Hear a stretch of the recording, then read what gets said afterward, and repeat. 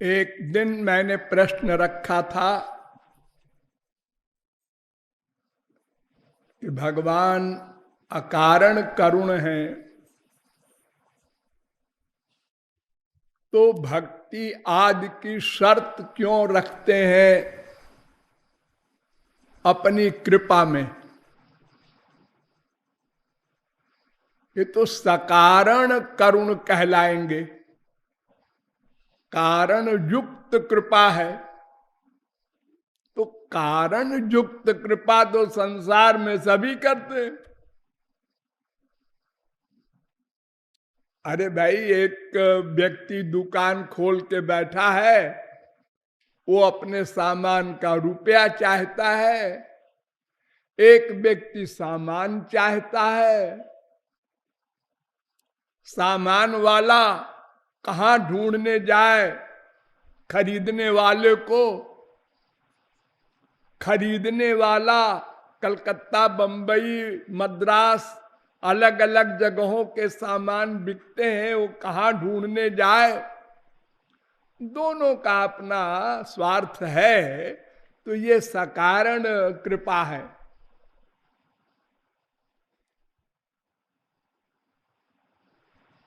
गौरांग महाप्रभु कहते हैं, नित्य सिद्ध कृष्ण प्रेम साध्य कभू नय। श्री कृष्ण प्रेम साध्य नहीं है, यानी किसी साधन से नहीं मिल सकता, वो नित्य सिद्ध है। नित्य सिद्ध माने जो साधना से प्राप्त न किया जा सके। बहुत बार आप लोगों को बताया गया है कि प्रेम लादिनी शक्ति का सारभूत तत्व है। वो भगवान का सबसे प्रधान, एक प्रकार से स्वामी है। उसके अंडर में भगवान रहते हैं। अहम भक्त पराधीना। वेद से लेकर रामायण तक जो भगवान की परिभाषा है, एक भगवान स्वतंत्र हैं, बाकी सब परतंत्र हैं। एक श्री कृष्ण स्वयं भगवान अवतारी, वो स्वतंत्र हैं, उनके ऊपर कोई नहीं। यस्मात् परम न परमस्ति किंचित मत्तः परतरम किंचिन्नान्यदस्ति धनंजय। उनसे परे कुछ नहीं, उनका कोई कारण नहीं, उनका कोई पिता नहीं, वो सबके आदि कारण है। लेकिन ये प्रेम शक्ति ऐसी है कि परिभाषा बदल देती है। भगवान परतंत्र हो जाते हैं। अहम भक्त पराधीन, प्रेम के अधीन हो जाते हैं। तो वो प्रेम साधना से कैसे मिलेगा? नंबर 2, हम साधना जो भी करेंगे वो अपनी इंद्रिय मन बुद्धि से ही तो करेंगे। हाँ, और हमारी इंद्रियां, हमारा मन, हमारी बुद्धि, ये जितने भी हैं सब माइक हैं, माया से बने हैं। तो माया से बने हुए सामान के द्वारा की हुई साधना से दिव्य वस्तु नहीं मिल सकती। न ह्यध्रुवैः प्राप्यते ही ध्रुवम तत्। कठोपनिषद 1-2-10। माइक उपकरण से दिव्य वस्तु की प्राप्ति का प्रश्न ही नहीं।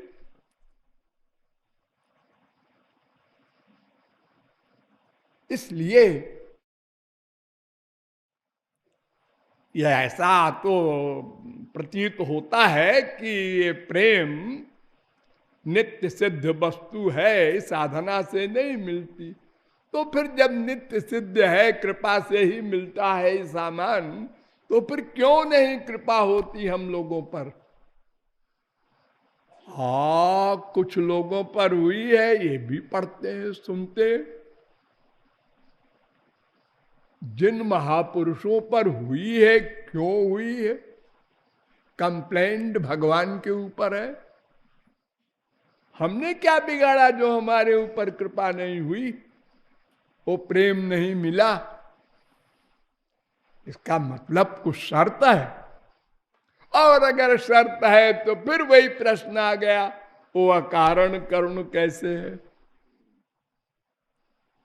तो इसका समाधान ये है कि साधना से दिव्य वस्तु नहीं मिलती, ये ठीक है। साधना से अंतःकरण शुद्ध होता है, बस। साधना से अंतःकरण शुद्ध होता है, रट लो सब लोग। शुद्ध हो गया अंतःकरण श्री कृष्ण की भक्ति से, जो आप लोग करते हैं। जब सही सही कर लेंगे तो इससे अंतःकरण शुद्ध हो जाएगा। तो उस शुद्ध अंतःकरण में दिव्य प्रेम आ जाएगा, तब भी तो वो माइक रहेगा। अरे कूड़ा कचरा निकल गया, मान लिया, जो संसार बसा हुआ है आपके अंतःकरण में, ये निकल गया, उसको शुद्धि कहते हैं। तो तब भी तो अंतःकरण तो माया का बना हुआ है। वो कूड़ा कचरा निकल जाने से क्या होगा? यही होगा ना कि वो शुद्ध हो गया। लेकिन उसमें प्रेम कैसे ठहरेगा? क्योंकि वो माइक है और प्रेम दिव्य वस्तु है। तो माइक पात्र में दिव्य वस्तु नहीं ठहर सकती। दिव्य वस्तु के लिए दिव्य पात्र चाहिए। तो हमने बड़ा कमाल किया, अंतःकरण को शुद्ध कर दिया। अब बैठे रहो।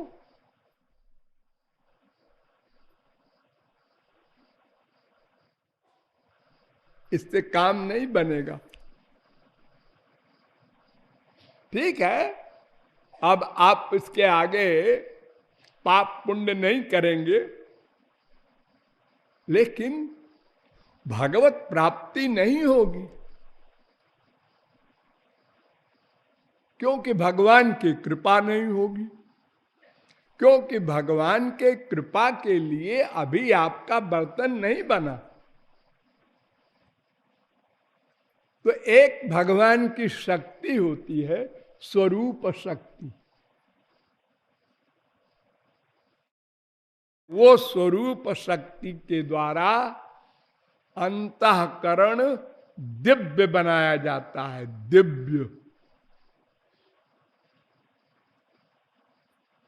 ये माइक है ना, तो स्वरूप शक्ति जब इसमें आती है तो अंतःकरण दिव्य हो जाता है। तब भगवान का ध्यान आप कर सकते हैं, दिव्य भगवान का। और इन आंखों से भगवान को आप देख सकते हैं। इन्हीं में कहीं बैठे हैं भगवान, आप देखते हैं? इसमें तो कोई नहीं। लेकिन जब दिव्य दृष्टि हो जाएगी और भगवान जो छुप के बैठे हैं इसमें, एक आप देख लेंगे वो चोर बैठा है, देख लिया हमने। वो नहीं छुप सकते। कितने रूप धारण करें भगवान, वो रहेगा दिव्य। तो दिव्य रूप के लिए दिव्य आंख चाहिए। दिव्य कान चाहिए, दिव्य नासिका चाहिए, दिव्य रसना चाहिए, दिव्य त्वचा चाहिए, दिव्य मन चाहिए। तो वो स्वरूप शक्ति से बन जाता है ये सब। ये सब गुरु करता है, आपको कुछ नहीं करना उसमें। आपका काम तो बर्तन को शुद्ध कर दिया और गुरु के चरणों में रख दिया, लीजिए साहब हमारा काम खत्म, अब आप अपना काम कीजिए। यानी कृपा वाला काम आया।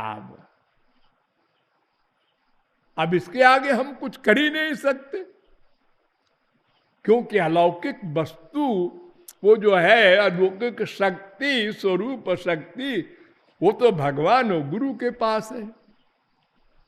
वो हम कहां से लाएंगे?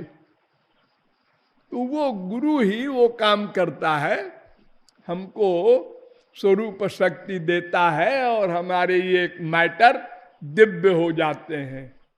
अब प्रेम आके इसमें ठहरेगा। अब सब चीजें दिव्य हो गई आपकी।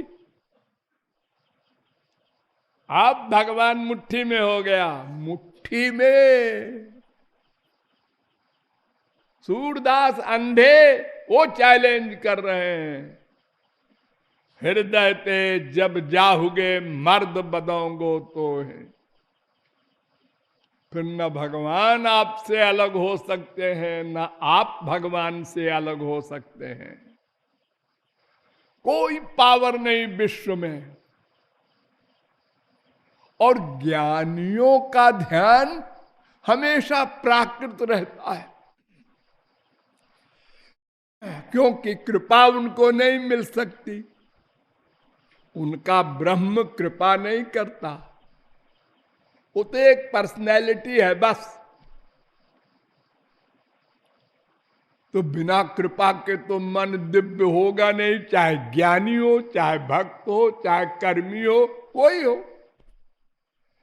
तो ज्ञानी जो चिंतन करेगा अहम ब्रह्मास्मि, अहम ब्रह्मास्मि, पहले करता है तत्त्वमसि, तत्त्वमसि, इसका चिंतन करता है। फिर अहम ब्रह्मास्मि, अहम ब्रह्मास्मि। लेकिन करता तो मन से है ना, और वो मन माइक। मन का कोई भी काम होगा वो माइक होगा। तो जब वो ज्ञानी श्री कृष्ण भक्ति करता है, तब श्री कृष्ण कृपा से कोई गुरु श्री कृष्ण का भक्त स्वरूप शक्ति के द्वारा उस ज्ञानी के अंतःकरण को दिव्य करता है, तब वो अपना मोक्ष पाता है। भक्त्या बिना ब्रह्म ज्ञानम कदापि न जायते, भक्ति निष्ठो भव, महानारायणोपनिषद वेद कहता है। बिना भक्ति के ब्रह्म ज्ञान नहीं हो सकता, क्योंकि ब्रह्म ज्ञान के लिए कृपा अपेक्षित है। स्वरूप शक्ति की कृपा के बिना न ब्रह्म ज्ञान, न परमात्मा ज्ञान, न भगवत ज्ञान, न कोई प्राप्ति स्पिरिचुअल। इसलिए जो स्वरूप शक्ति का दान या दिव्य प्रेम का दान होता है, वो कृपा से ही होता है। हम साधना करते हैं अंतःकरण की शुद्धि के लिए। जिन जिन लोगों ने अपना अंतःकरण शुद्ध करके रख दिया भगवान के आगे, उनके पर कृपा हो गई। हम लोगों ने नहीं सुना, नहीं माना, नहीं किया शुद्ध मन को, या थोड़ा सा किया।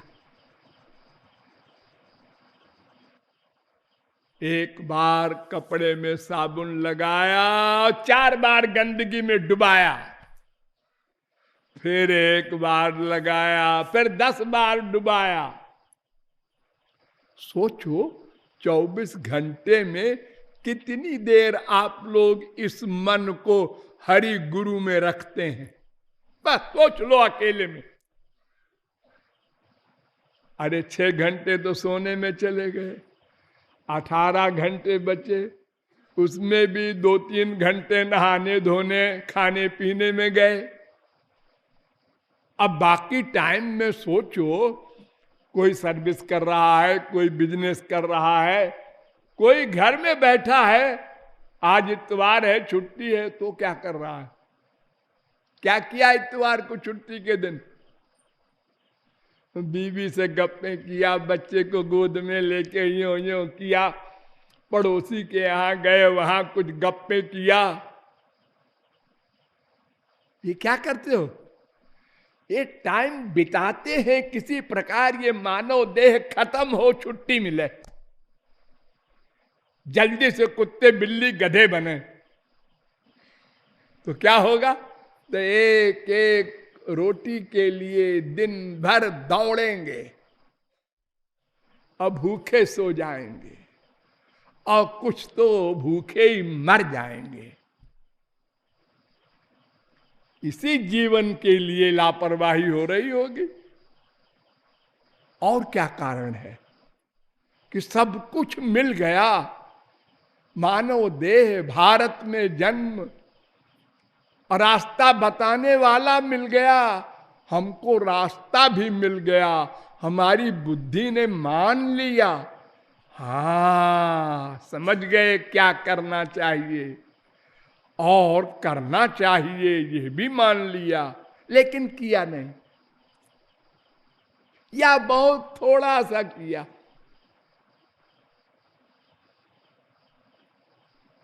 तो ये हमारी गड़बड़ी है। हम लोगों को फील करना चाहिए और अधिक टाइम देना चाहिए भगवत चिंतन में, ताकि जल्दी अंतःकरण शुद्ध हो। ये गोबर जितना भी है अंदर मन में, माँ बाप बेटा स्त्री पति धन प्रतिष्ठा, ये सब कूड़ा कचरा निकालो। अरे कौन है तुम्हारा? कितनी माँ बना चुके तुम, गिनती है? कितने बाप बना चुके, गिनती है? कितनी बीबी, कितने पति, कितने बेटा बेटी बना चुके अनंत जन्म में, कहां आए हो? भूल गए। अब फिर नाई को कहते हो ये मेरा है, ये मर गया, ये भी गया। रोज तो देख रहे हो।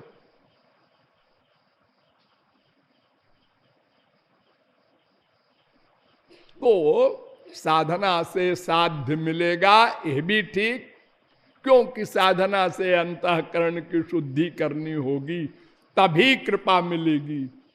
और केवल अंतःकरण की शुद्धि से ही हमको लक्ष्य की प्राप्ति नहीं होगी, हरि गुरु कृपा अपेक्षित है, ये भावार्थ है।